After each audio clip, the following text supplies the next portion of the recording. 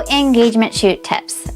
There are 2 reasons why it's beneficial for you guys to take engagement photos before your wedding day.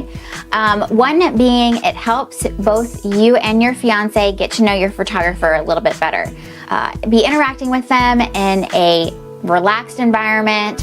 You don't have all the nerves of your wedding day. It's just a fun afternoon out. You get to get all dressed up.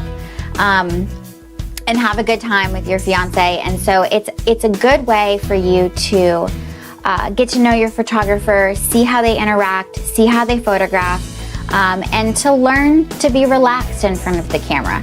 It's a good way, especially if you're not familiar or comfortable being in front of a camera, to see how your photographer is going to pose you and kind of learn their style before your wedding day, before you have all those nerves and all the excitement and it's a good way for you to kind of get relaxed in front of the camera.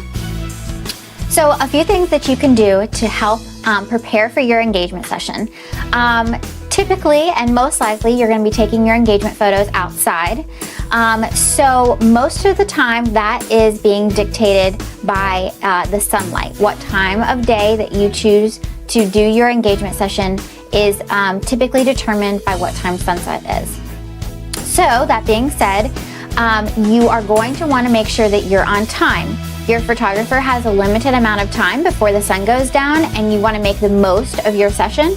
So preparing in advance and kind of planning for those emergencies, planning for hair and makeup emergencies or traffic, those types of things.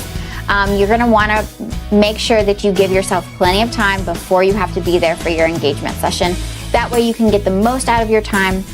You're not racing the sun, and your photographer, can have a good time with you guys and be relaxed rather than rushed trying to get as many photos taken before the sun goes down as possible.